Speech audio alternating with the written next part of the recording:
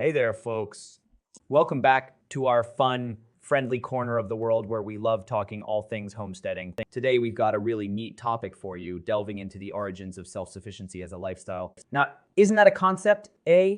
Going way back, we see early examples of homesteading from our good old ancestors. Trust me when I say they knew their stuff. Living off the land wasn't just a luxury, it was a must. The idea was simple. You grow your own grub, you raise your own animal friends, and you play nice with Mother Nature. Sounds a bit like our modern homesteading, ain't it? Now, of course, saying our forefathers loved living off the land might be romanticizing it a tad. But let's keep in mind the historical context here, buddies. There weren't any super centers around the corner to grab a gallon of milk. Without the convenience of modern technology, these early settlers had to be resourceful, to say the least. And guess what, folks? This pioneering spirit didn't just spring up in remote villages. We see instances right here in the US of A where the Homestead Act of 1862 offered citizens as much as 160 acres of public land. Can you imagine?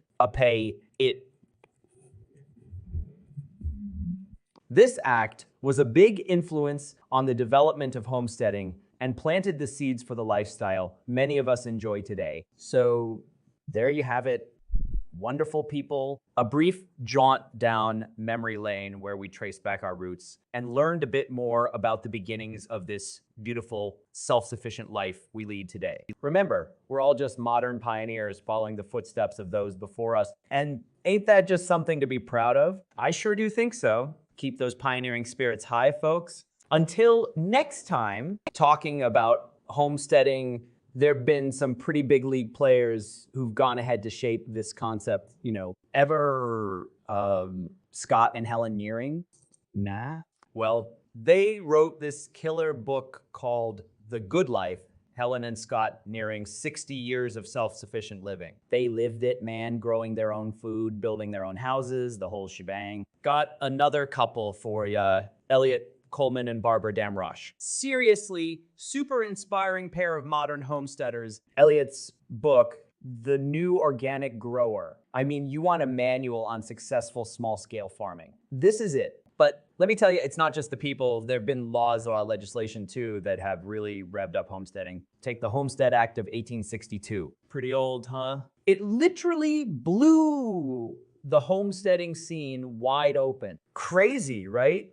These land seekers had to stick it out for at least 5 years. These land seekers had to make improvements and prove they could put the land to use. But that's not to say it was a cakewalk. Fast forward to more recent times, we had some other policies that have influenced homesteading as well. Like the use does Know Your Farmer, Know Your Food, KIF2 initiative. The more you connect with your food source, the more you're encouraged to do the same. So yeah, homesteading, lots of movers and shakers in the mix, stirring it up. I gotta tell, yeah, it's not everyone's path, but it sure does make for an interesting way to carve out a living. Don't ya think, did you know, back in the day, the Homestead Act of 1862 sparked a massive expansion of homesteading? Yep, it was a real game changer. It promised 160 acres of public land, almost for free, to any family that could tame it for 5 years. Imagine that. Your own patch of earth shared with no one but the singing birds. Thousands packed their wagons and headed westward to put down roots and live self-sufficiently, kickstarting a homesteading revolution that transformed the American frontier. Homesteading really came back into the spotlight during the Great Depression. With cash in short supply, folks had to get creative to keep food on the table. Self-sufficient living was the name of the game in the 1930s.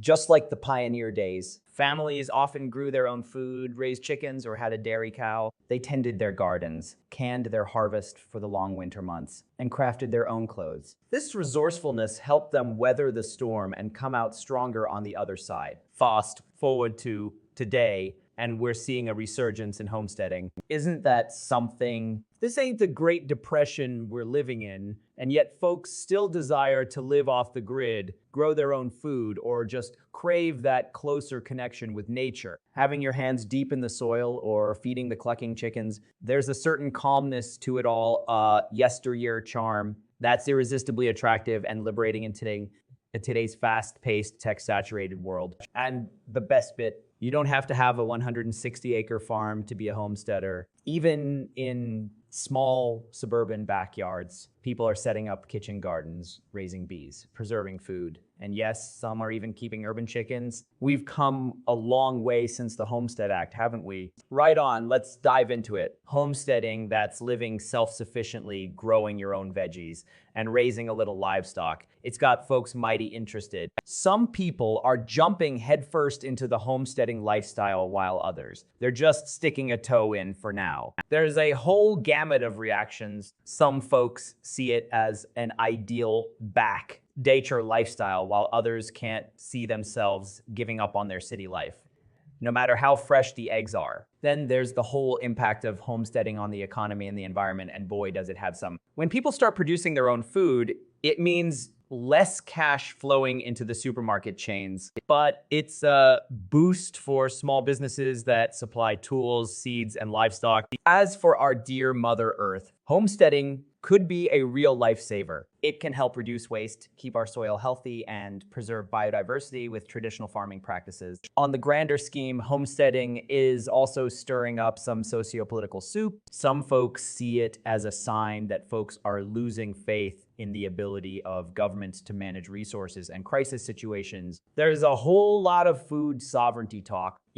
people taking control of their own food supply. But then there's the opinion that homesteading could bring communities closer, encourage cooperation over competition. However, homesteading ain't all roses. It requires commitment, skills, and can be darn tough work sometimes. But hey, for those who desire to live a self-sufficient lifestyle, to truly know where their food comes from, it's a dream come true. Alrighty, that's a quick plunge into the public and private response to homesteading, how it influences the economy and environment, and the socio-political implications it carries. Homestead or not, it's a pretty big deal and definitely worth thinking over. Gotta appreciate the depths a simple lifestyle can reach, isn't it? Well, starting off a homesteading life isn't exactly a piece of cake. Yeah, no. I mean, it's like building a Lego set without any instructions, challenging right from the get-go, and full of tricky turns. First, you've got the physical labor. It's definitely not for the faint-hearted. There's tons to do, from tilling the land, building fences, to raising livestock. And that's not even mentioning the clock care animals need. Then there's the unpredictable weather like droughts or frosts. They can destroy all your carefully nurtured crops in a blink. Achieving self-sufficiency, it's a game of patience, my friend. Now let's look at the criticisms flying around. Many argue homesteading isn't sustainable long-term. Critics even say it's a privileged retreat from society, that not everyone has the dough for the upfront investments or the access to land. It's not exactly something you can just decide to do,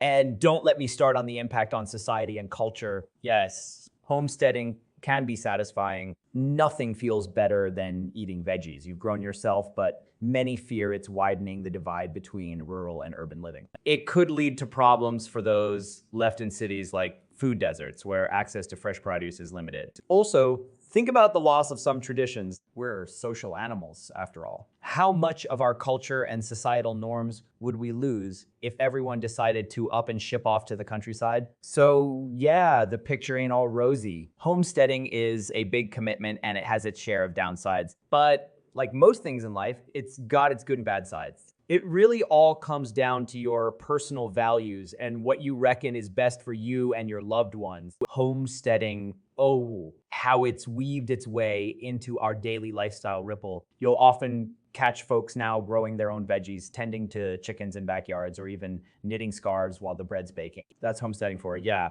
playing its charming part in shaping our modern living trends.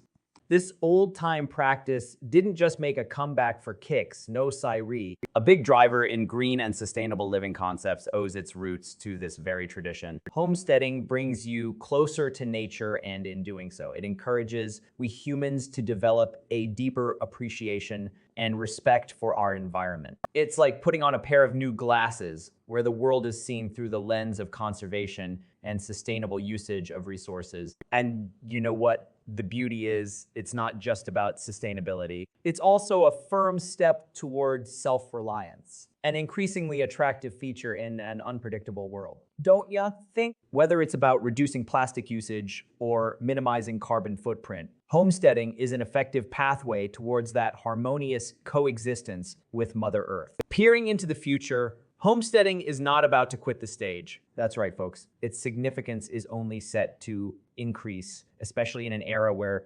sustainability and food security are so much in focus. As the world gets wary of industrialized food and rampant consumerism, more people are likely to tread the homesteading path, relishing the joys of self-sufficiency and a slower-paced yet fulfilling life. So, feeling a bit more convinced about this whole homesteading gig? Got a green thumb itching to dig into the soil or hands eager to caress the rickety wooden fence around your potential chicken coop? Well, don't ditch that feeling. Ride along with the homesteading wave and explore what it has to offer. Also, if you've found this a handy starter, why not show some love with a little thumbs up below this video? Okay? And also, do yourself a favor. Don't miss out on our future nuggets on all things homesteading. Hit that subscribe button too. Happy homesteading, folks.